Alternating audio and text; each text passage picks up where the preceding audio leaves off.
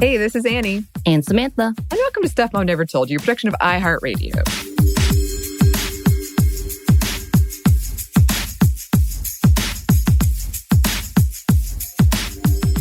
So, Samantha, I know we've talked about Britney Spears before. Do you have a favorite Britney Spears song?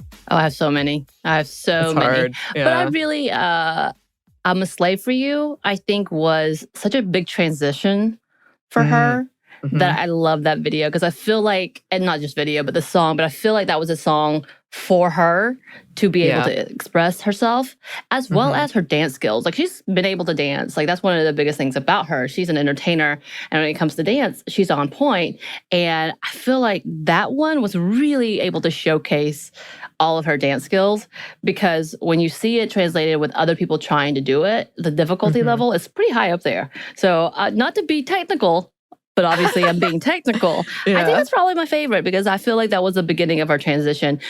Unfortunately, that was also the beginning of everybody really honing in on her and beyond sexualizing, but literally ripping her apart for becoming a mature adult.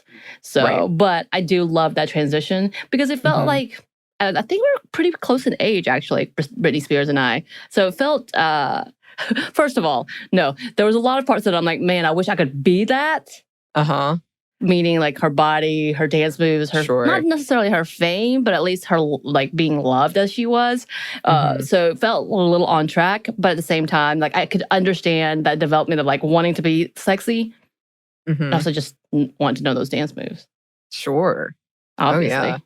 I think that's a great answer. Technicality. There are so many.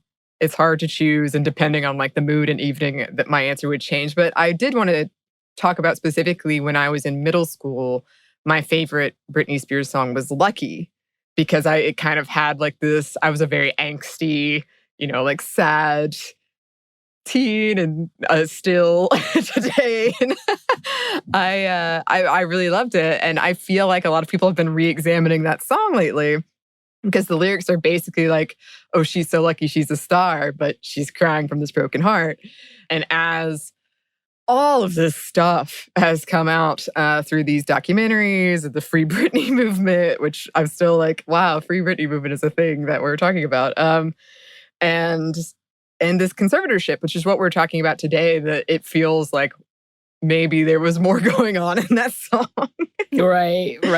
I think you're right. Like, though she didn't write these songs, she may have connected really closely with that song. Right. So did you want to put a date on this? Because this is kind of happening as we are recording it. It is July 1st, 2021. And today we are talking about women and conservatorships. We are going to be talking about Britney Spears, because that is probably the reason a lot of us have ever heard of it, including me, because she has been in the news about her situation and fighting to get free of it, or at least free of her father's part in it. So we're not going to go into too much detail, because it's a very complicated situation. We're going to be focusing on the main details. But we did want to talk about it because it does, as it turns out, as with a lot of things, disproportionately impact women in a lot of cases. So yeah, as she has started speaking out about it, it was the focus of Finding Britney, the documentary. More details have come out about her whole situation in her testimony, Britney Spears' testimony that she gave. And a lot of these details were disturbing and upsetting. Her father, Jamie Spears, who controls the conservatorship, and the management team controlled things like the color of her cabinets, who she dated, prevented her from going to a doctor to remove an IUD that she wanted to remove so she could have more kids, once forced her to perform with a 104-degree fever, and on a separate occasion forced her to take lithium against her will. Not only that, she's having to pay for the lawyers arguing against her in court. And from what I understand, she didn't get to choose the lawyers that are representing her. She opened up about the negative impact the situation has had on her life, including depression, difficulty sleeping. And she's called the conservatorship abusive. And experts examining this situation agree that it is an instance of domestic abuse. She said that she hadn't been open about it before because she was embarrassed that it happened to her. A judge ended up denying her request to remove her father from her conservatorship as of the day before we recorded this. So yeah, when I first was researching it, it was still up in the air, but that's how it turned out. Right. So let's start at the beginning. What is a conservatorship? From Investopia, it is, quote, conservatorship is a legal status to which a court appoints a person to manage an incapacitated or incompetent individual's or minor's financial affairs. Such a person may also serve as a guardian who is responsible for establishing and monitoring the physical care of the individual and managing their living arrangements. In some states, such as California, which is where this is occurring, both roles are called conservatorships, with the guardian role termed conservator of the person and the financial role called the conservator of the estate. These are two ways to establish a conservatorship for individuals and for organizations or corporations. It's usually considered a last resort, and ending them is difficult, as we are witnessing. Yeah. So in California specifically, it's defined this way, quote, a court case where a judge appoints a responsible person or organization called the conservator, obviously, to care for another adult called the conservatee who cannot care for himself or herself or manage his or her own finances. When it comes to individuals, which is what we're talking about today, courts usually uphold conservatorships for minors or for adults who are mentally or physically disabled, people who are deemed by a professional as unable to make financial, legal, or medical decisions for themselves. In the case of a minor, the conservatorship typically comes to an end when they reach 18. People can sue to end their conservatorship if they don't think it's needed, which is what Britney Spears is doing. About 1.3 million Americans are under a conservatorship or something similar. Right. So from what I do understand, she hasn't petitioned to end it, however, yet. She's asking that her father be removed. So a little different. Right. So her conservatorship grants her father, Jamie Spears, control over her person and her estate, an estimated $60 million. This was formed in 2008 because of some mental health crisis Britney was experiencing at the time. And worth noting, she was back to work a few months later. She constantly works. And this allows her father to control and negotiate business opportunities. In 2019, a court-appointed professional named Jody Montgomery has served as a temporary conservator over Britney's personal affairs. Ideally, the conservator should be someone the conservatee is okay with. And there's a lot more to the story, but this is essentially what's gone down. Yeah, and I don't know what's going on behind the scenes, but to me, it seems like she's making money and doing okay. But on top of that, we talked about the impossible standards we place on mothers, but add celebrity and always being watched to that. And it's just a whole nother level, because we've all seen those stories of, especially years back, where people were very picking apart her skills as a mother. Also, her dad, Jamie Spears, has shown some real serious issues himself in the past. So it's kind of, that's the part that keeps getting me, is like, I know I don't know the whole thing, but he doesn't seem like the good fit. Right. He has issues of his own. Right. And he apparently has no contact with her kids. Like, they have that in place. So there has to be a reason for that, whether he's causing drama within the family and or whatever. But if a court granted a no contact order, that's a pretty big deal. Yeah. So there's that. And Spears' case is by no means the norm because of celebrity. And it also is just slightly outside of what usually happens.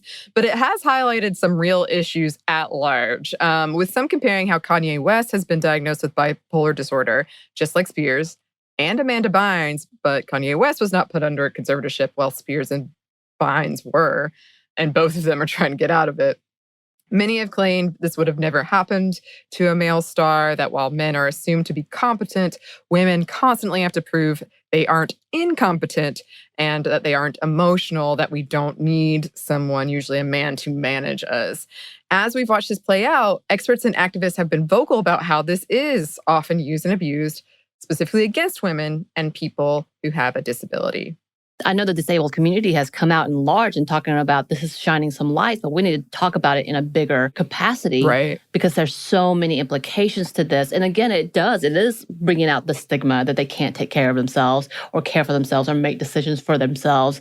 And and also I know a lot of reproductive justice activists are very upset about the IUD, because just as much as we have the right to choose not to have children, we have the right to choose to have children. Mm-hmm. And she's very capable, from what we've talked about and we've seen, that she's a capable mother. No one's doubted that. No one's talked about that as a whole. And just because she had a crisis moment doesn't mean she lives in constant crisis. So that needs to be considered as well.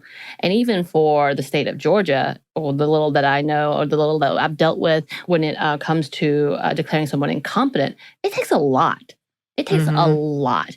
And what she did, sure, she had a moment of crisis. Sure, that would have been a typical 72-hour hold, maybe some rehabilitation, going into a treatment center, crisis center, all of that, maybe. But for this long amount of years, it seems like a power play. Again, we're definitely on the outside. We don't know the ins and outs.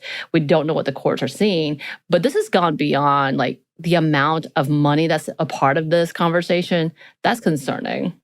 Yeah, and I think the fact that all of her, well, I don't know all, but a lot of her family members have come out and said, she's been wanting to get out of this. I think she should get out of this. And they don't really have contact with the father. And that is that it is men that are controlling this situation adds a whole other gross layer of it to me.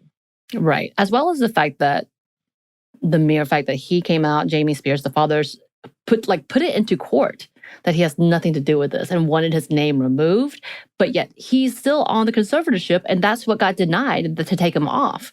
There's something, this doesn't match. Right. How are you going to be I didn't have anything to do with this, but the judge is but you've been involved and you're going to continue being involved against her will, which that's the other part to that. Is I think we were all kind of confused. She's just asking that it change hands.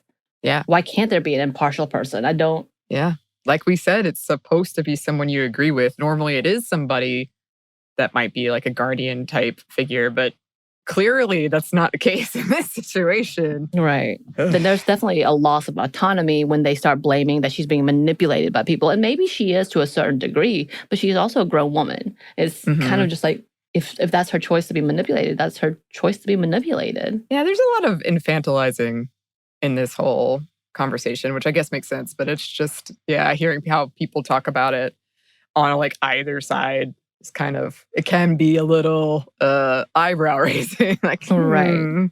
And just as the disabled community would say before, and should be noted, anybody with a mental health issue, anybody with a disability, that does not mean they're not competent. That does not mean they're not capable. So I'm not understanding that level of oh, okay, there's this, you may have a mental health diagnosis. Unless they are a threat to harm themselves or others, there's no need for that.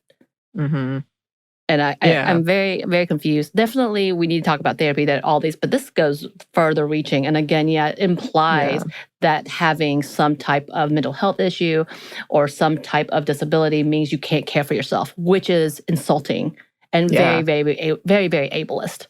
Yeah. Again.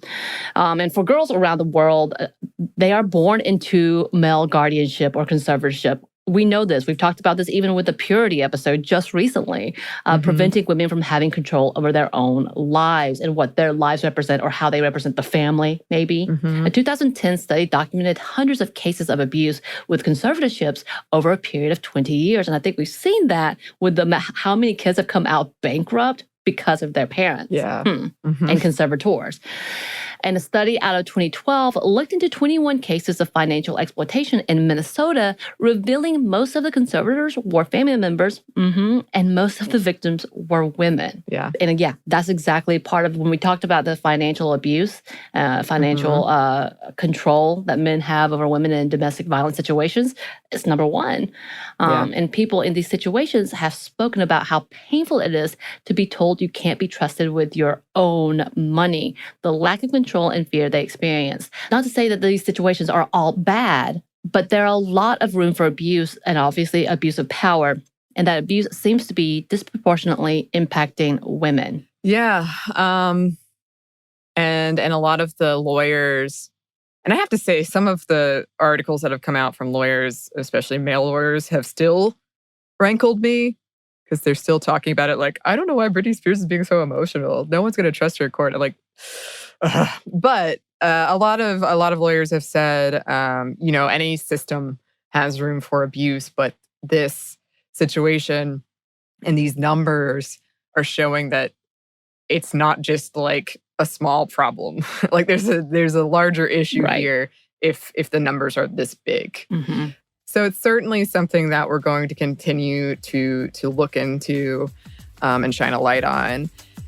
In the meantime, listeners, if you would like to contact us, you can. Our email is stuffmediamomstuff@iheartmedia.com. You can find us on Instagram at Stuff Mom Never Told You or on Twitter at momstuffpodcast. Thanks as always to our super producer, Christina. Thank you. And thanks to you for listening. Stuff Mom Never Told You is a production of iHeartRadio. For more podcasts from iHeartRadio, visit the iHeartRadio app, Apple Podcasts, or wherever you listen to your favorite shows.